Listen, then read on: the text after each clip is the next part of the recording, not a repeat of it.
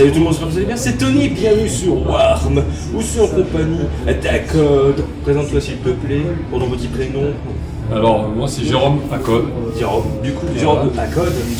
Donc, on s'était vu au Hellfest pour parler un petit peu de la promotion en amont, et l'album maintenant là, il est sorti, hein.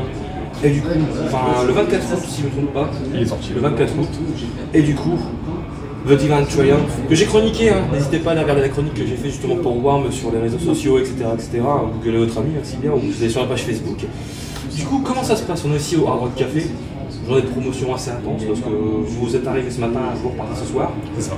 Alors comment ça s'est passé? Comment se passe pour l'instant cette journée de promo? Impeccable, on est dans les créneaux, c'est bon, on rencontre d'excellentes personnes. Ça nous permet aussi, en étant sur Paris, de voir un peu toute l'équipe qui nous suit. En fait, là, il y avait le boss de Giant Peak qui est passé nous voir quand même, pour un peu comment ça se passait. Il y a le directeur artistique là, qui va passer cet après-midi. On a vu, donc on peut revoir Roger en fait, avec le boss. Et aussi on a vu Nicolas Ramager des éditions Hurlantes en fait qui va nous éditer là. La distribution, et depuis 10h ce matin, on enchaîne les interviews. Au taquet, voilà. Là, depuis on est 3, et puis bon, là, se dispatch, c'est les journées de promo ordinaires, et comme d'habitude, comme moi j'ai l'occasion de faire, comme les artistes ont l'occasion de faire.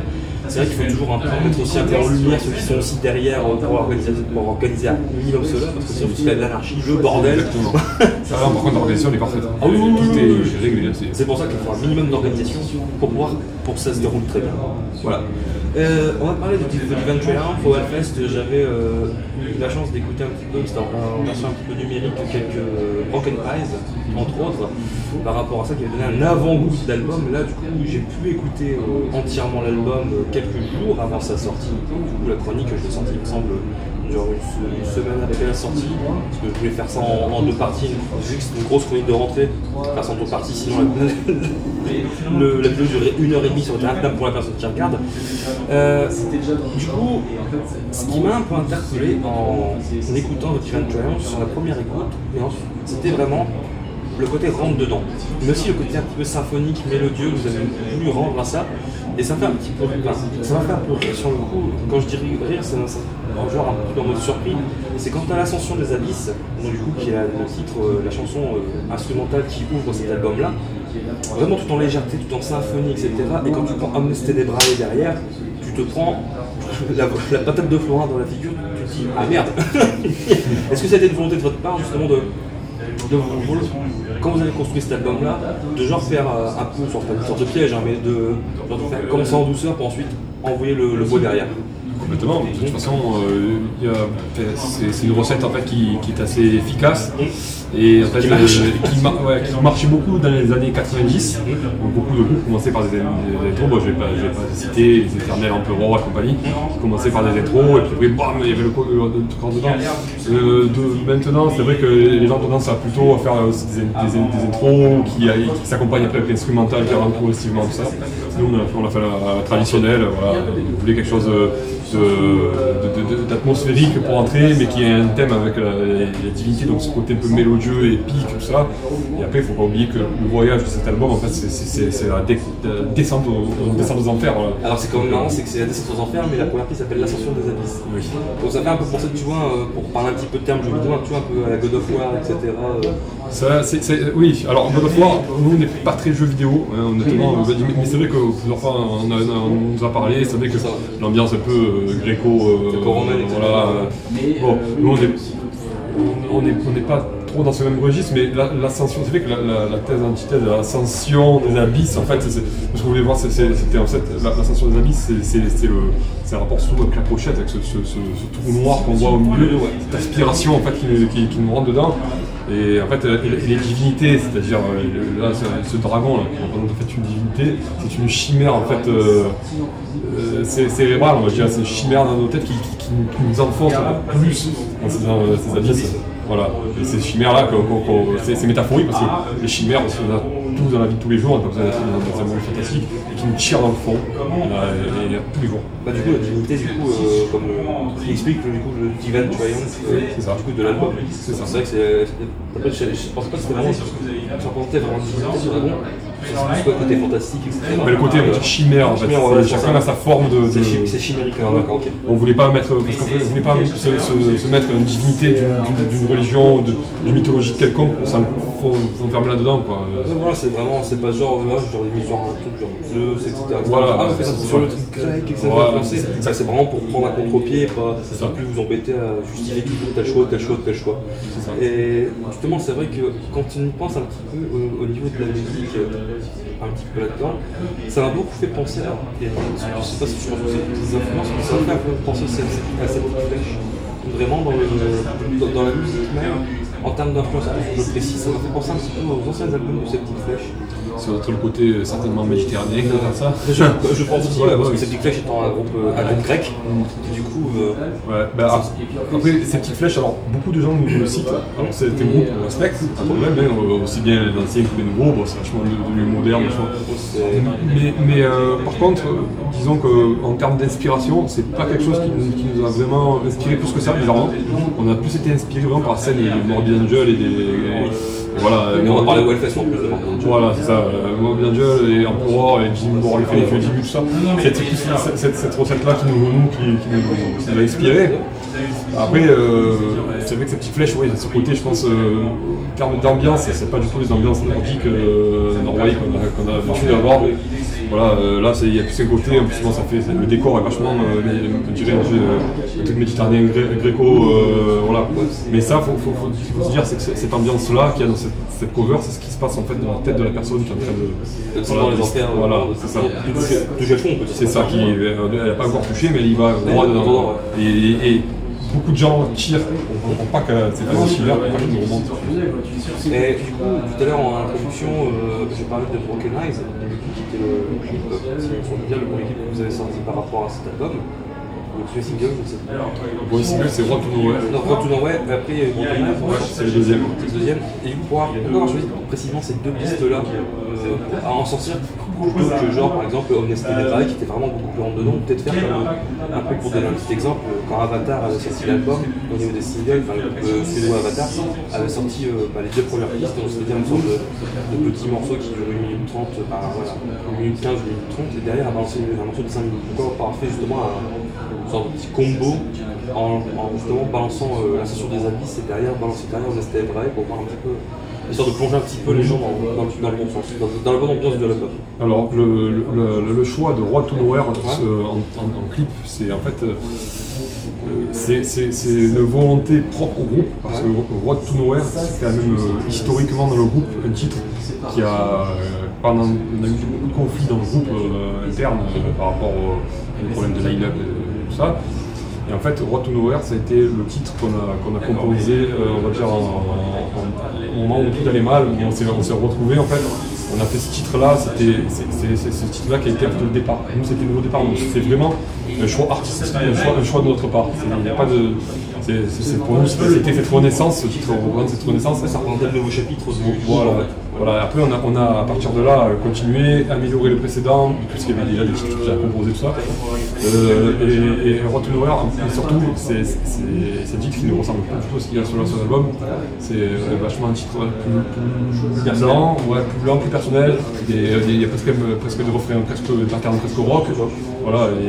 En fait, on aime bien casser les codes. On savait que derrière, après, il y allait avoir Broken qui allait sortir en clip. C'est que ça allait faire le titre qui rentre dedans, tout ça. Au moins, on pose les bases, c'est quelque chose qui nous semble vraiment sur la première pierre pour cet album-là. Ensuite, derrière, on va plus de rentre dedans, comme tu disais. C'est ça. Et je la trouve vachement plus, pour nous, on trouve que Road to Nowhere, c'est quand même la plus émotionnelle, on va dire. Après, des parties émotionnelles, il y en a. Il y a Flesh Cell, ou Sleeping Shore, la fin, tout ça. Mais disons que dans l'ensemble, un peu, je trouve que Road, elle était vraiment complète. Alors, pour cet album-là, on va parler un petit peu de défense. On a passé avec le coup la musique un peu agressive, pas agressive, vraiment plus dans la forme qui vraiment beaucoup de sens. Quand j'ai écouté l'album, j'ai pris les pompiers parce que j'adore cette place, vraiment de rentrer dedans, parce que après il y a le côté mélodique qui vient aussi, parce que c'est la contrebalance en fait dans l'album. C'est un peu mélodieux, symphonique, il a contrebalancé aussi la violence, la violence musicale avec l'esprit, c'est vraiment les chorifs, les saturés, etc. Et c'est vrai, du coup pour cet album-là, pour défendre cet album-là, au niveau des dates, des tournées en France, est-ce qu'il y a déjà des dates de prévues ou bien c'est encore un petit peu trop tôt pour annoncer Alors, on a demandé justement pour cette journée promo, on a quand même contacté Caprod pour nous demander s'ils avaient justement quelque chose à faire annoncer en fait. Alors ils nous ont certifié que, enfin, ils nous ont dit qu'on pouvait annoncer qu'on serait normalement en tournée en première partie de Decapitated, voilà, tournée française. Ça se prend. Voilà, on va pas cracher dans la soupe. Ça se prend, putain. Donc voilà, début d'année prochaine, janvier, février. Début d'année qui arrive. Voilà. Donc ça, et pour parler sur quelques festoches, ça part. D'accord. Voilà. Je te prie.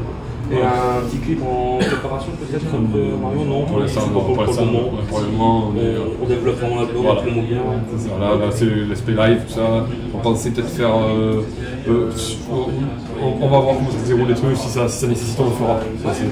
Mais c'est vrai qu'il y avait c'est ça que quand tu regardes, il y a beaucoup plus de côté un peu fait avec des extraits live. Parce que les gens sont enregistrés en live, même si des fois c'est des morceaux que c'est pas des vidéos qui sont pas forcément des extraits de vidéos qui sont collés l'une à l'autre pour faire un aspect un petit peu clip, comme on a pu voir dans des gros groupes américains genre Sunfall, etc. Tu vois.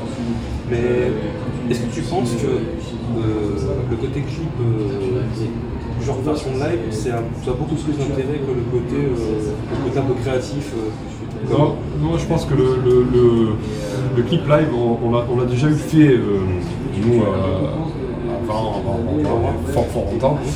Alors, je trouve que le clip live, je vois pas l'utilité de faire du clip live si c'est pas du vrai live en fait. Ah oui. Moi, je préférerais vraiment en faire un morceau live, bien produit et tout, et on le fait.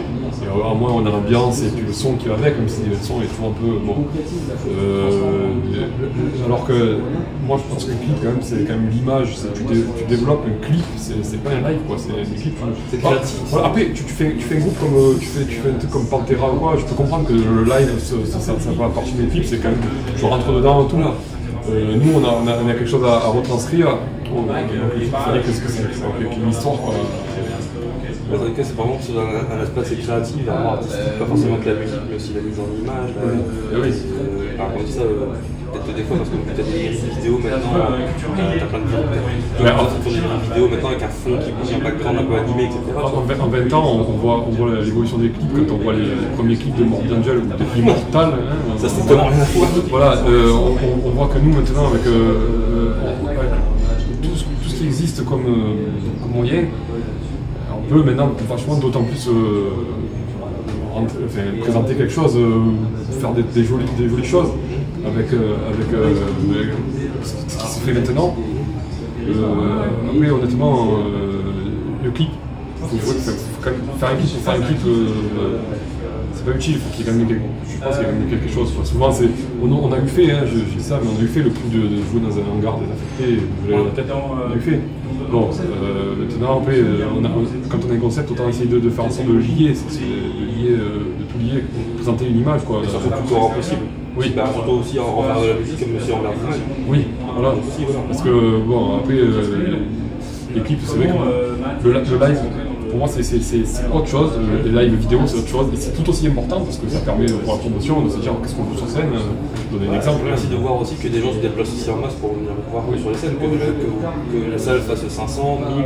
Ah oui, bien sûr. C'est pas vraiment dans l'image artiste, c'est vrai que quand tu vois maintenant qu'il y a de plus en plus de groupes qui font ce genre d'extrait live comme ça, mais genre c'est du patchwork, d'extraits vidéo qu'on fait pendant tout un concert après. Ah bah tiens, c'est une sorte de patchwork, c'est de l'assemblage, c'est du montage pur et dur. Hein. Bien sûr. Et derrière, c'est vrai que ça c'est de plus en plus, un petit peu moins ces derniers temps, mais genre l'année dernière, en 2016, c'est pas mal à la mode, comme une lyrique vidéo, maintenant c'est quasiment essentiel. Une lyrique vidéo, c'est quasiment devenu essentiel. C'est vrai que c'est pour ça que je voulais vraiment poser cette question-là, qu'est-ce que toi t'en pensais, parce que c'est vrai qu'il y a des gens qui sont pour, d'autres s'en foutent, d'autres aiment bien. Moi personnellement, lyrique vidéo, on en a eu fait précédemment aussi, je ne le regarde pas, je trouve. Les lyriques vidéo, voilà. Un petit texte qui s'anime. Voilà, c'est ça, je ne regarde pas trop. Le côté live, alors oui, ça me dérange pas, mais après ça dépend de quel groupe aussi. Si on écoute, voilà, on va écouter un truc de black metal, machin hyper sombre, hyper ténèbres et tout ça. Et du coup on voit des clips où c'est des mecs qui headbang et qui sont dans les publics, qui boivent des bières dans les loges. Bon, ça peut casser l'image, décrédibiliser on va dire l'image du groupe. Il faut savoir en fait, c'est à chacun sa midi à sa porte. C'est comment savoir gérer son image et que ce soit toujours en fonction d'eux. Exactement. Voilà, ça ne nuit pas non plus à. On peut pas tout faire. J'ai encore vu, bon, je ne citerai pas le nom du groupe, mais j'ai encore vu un groupe de black assez dépressif faire un clip. Et j'ai vu le clip, c'était des vidéos live, on les voit boire des bières et rigoler dans les loges. J'ai vu ça, je me suis dit, il ne faut pas faire ça comme c'est complètement une antithèse par rapport à ce groupe. Parce que même le style musical aussi est entre guillemets censé véhiculer en tant qu'image, etc. C'est ça. D'ailleurs, c'est comme si Hellstorm, tu vois, Hellstorm est sur le H, le groupe Scomia justement, genre pirate, etc. Commençait genre à être en mode sur des intox. C'est totalement ça, alors que les mecs, tu vois, ils font toujours la fête en mode ils ont un gros canard jaune sur leur scène, etc. Voilà, bien sûr. C'est vraiment totalement. Ça pourrait prendre un contre-pied, ça pourrait être intelligent de faire une sorte de contre-pied, mais c'est vrai que c'est. Ou voir Marduk mettre un clip, un mariage à l'église des membres de Marduk. Si, ça peut être en costume rose, etc. Exactement, avec le Warpaint. Ça serait pas con, des fois ça serait marrant certes, mais ça changerait beaucoup, ça ferait bizarre quand même. Oui, ça ferait bizarre, ça ferait bizarre. Et du coup, plutôt que Marduk en plus arrive dans. Je sais pas si cette tonne-là, je crois que c'est le courant du début décembre, il me semble, parce que j'ai vu ce matin, en prenant le temps pour venir ici, puis je vais être dans la France, pour descendre sur Paname, j'ai vu que Marduk a fait quelques dates en France, je sais plus déjà, donc je vous mettrai ça aussi dans la description, des liens, ou bien je ferai un article à part entière, c'est pas grave du coup. Encore une petite question avant de finir cette petite interview. Qu'est-ce que. Comment on dit ça? Est-ce que vous allez pouvoir faire des festoches? C'était vu au Hellfest il y a 3 mois maintenant. Pour la promo, pour parler un petit peu de l'album, etc., parce que c'est encore en prémisse, donc c'est pas vraiment la promo, enfin, pas réelle, parce que l'album n'était pas encore sorti, donc maintenant on peut vraiment aller dedans, puisque l'album est sorti, il est disponible, donc je mettrai tous les liens dans la description, en bas si vous regardez sur YouTube, en haut sur Facebook. Du coup, est-ce que vous avez prévu déjà d'avoir des gros festoches, genre Hellfest, parce que vu que vous étiez là-bas il y a 3 mois, why not? Alors, le Hellfest, on a été pour la promo grâce à Roger. Ça réplica. Encore merci beaucoup pour l'interview. Merci beaucoup. Je ne sais pas ce qu'il fait pour les prochains trucs. Si on va, apparemment, on va faire des fests parce que c'est Caprod qui nous dit. Mais alors lesquels, je sais pas, hein, le fest c'est tout et rien. Maintenant, un mec qui organise un concert avec 4 groupes, il appelle ça un festival. Donc ça peut, on peut pas vraiment dire ce que c'est. Je sais pas s'il y aura de la promo l'année prochaine, je sais pas. Ça honnêtement, j'ai pas un peu trop encore. J'ai envie de te dire, les gens regardent juste par eux-mêmes en suivant la page Facebook, les réseaux sociaux, etc. Parce qu'on est quasiment tous réunis sur les réseaux sociaux maintenant. Oui. C'est genre, on va même plus sur les sites internet, on va sur les réseaux sociaux en premier. C'est le réflexe. Hein. Et du coup, tu penses que ça va beaucoup. Évidemment, pour les groupes, ça sert aussi pour refaire leur com, etc. Mais est-ce que tu penses que les réseaux sociaux, ça n'a pas non plus un petit peu desservi le côté un petit peu débrouillard de la personne qui allait chercher des informations, etc. Ah oui, c'est sûr que c'est sûr que maintenant un petit groupe peut facilement, avec un petit portefeuille, se retrouver avec plein de likes sur leur page. En fait, ça veut tout dire. En fait, je pense que pour moi, d'après ce que j'ai vu, c'est que Facebook, c'est le côté, on va dire, visible de l'iceberg, en fait, où tous les gens regardent, lui, il fait 10 likes par truc, lui il en fait 20, donc c'est le plus gros groupe. Ça casse voilà. ça casse mais le vrai travail en fait de la musique, de promotion en fait, Facebook c'est juste un outil, mais le vrai fond en fait ça se passe vraiment avec des mecs comme Roger de Kika, où c'est là que tout se passe, avec les éditeurs, avec les promoteurs, et tout ce truc là c'est des trucs qui sont invisibles en fait. C'est visible et c'est là qu'il se passe vraiment les choses sérieuses. La plupart des gens avec qui on bosse ne sont pas forcément présents sur Facebook, et pourtant c'est des gens qui sont contrôleurs de la scène.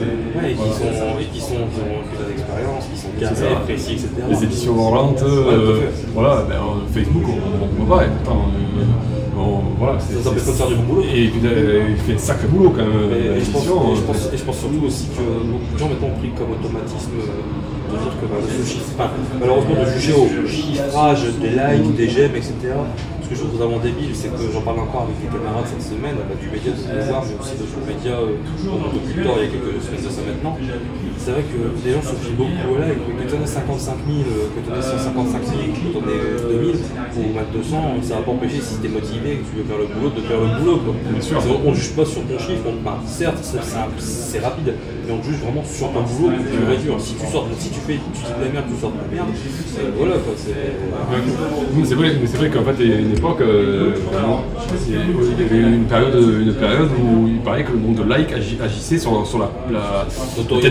notoriété, et même sur la fiche où tu vas être placé dans la fiche par rapport au nombre de likes. Bon, après, le like, c'est juste un clic. Moi, je sais que les gens présents sur les événements, ça nous fait réagir. Par exemple, des événements de gros concerts qui font salle de haute dans des stades comme des Rammstein où il y a 150 participants sur l'event, et c'est archi plein. Et des concerts où ils sont 300 à dire on est là, et puis on arrive, il y a 50 personnes. C'est vague, quoi. On est d'accord là-dessus, ça veut strictement rien dire. Malheureusement, il y a beaucoup encore qui ont cette vision un petit peu faussée, parce que voilà, ils se fient vraiment à entre guillemets la réalité du chiffre, on peut dire comme ça malheureusement. Et voilà, des fois, maintenant c'est vrai que moi je suis vraiment au départ aussi, tu vois, je suis pas hypocrisie, etc. C'est vrai que je prenais ça un petit peu en compte. Mais après, au fur et à mesure d'avoir d'expérience, puis ça fait 5 ans que je suis dans ce milieu un truc médiatique, j'ai pris vraiment du recul en disant c'est pas parce qu'un tel il a ça qu'il a genre 200 là qu'il va pas être bon, son son va pas être bon. Et franchement j'ai eu vraiment des grosses surprises, honnêtement.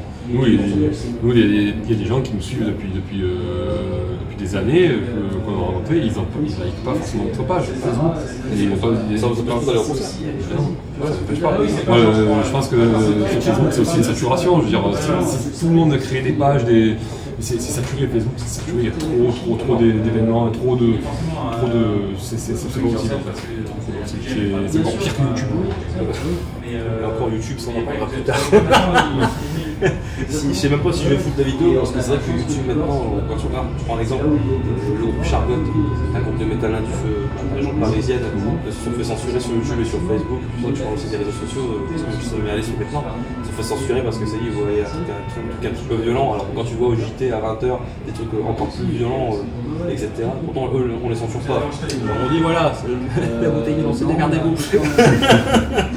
Mais du coup je te remercie encore Jérôme de m'avoir accordé un petit peu de ton temps aujourd'hui pour cette journée de promotion à Paname.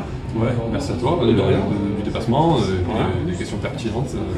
Pas des pertinentes, c'est vrai qu'on a beaucoup parlé de l'album aussi au Hellfest, j'en ai parlé aussi beaucoup dans la chronique, mais j'en ai aussi beaucoup parlé à moitié dans la composition sur l'interview, à moitié dedans.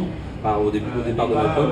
C'est vrai qu'après j'aime bien aussi avoir un petit peu les avis de telle ou telle personne, parce que c'est vrai que si ça peut aider aussi des groupes à pas se focaliser, parce que t'en as beaucoup aussi qui se démoralisent parce qu'ils disent putain on n'arrive pas à percer alors qu'on essaie de faire ce qu'on peut.